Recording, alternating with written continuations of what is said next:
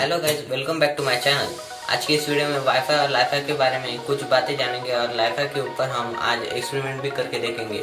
Li-Fi एक light रे पे काम करता है और वाईफाई एक रेडियो एक्टिव फ्रीक्वेंसी पे काम करता है।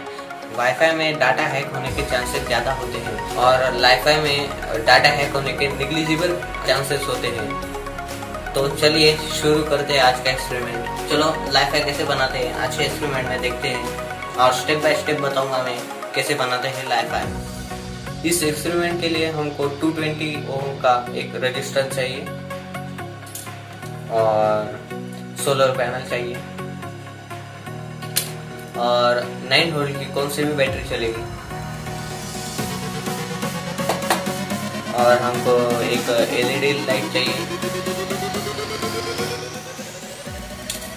और बैटरी कनेक्टर स्विच चाहिए सिंपल और हमको एक 2 ऑक्स केबल वाला एक स्पीकर चाहिए, वायर चाहिए, ऑक्स केबल वाली वायर।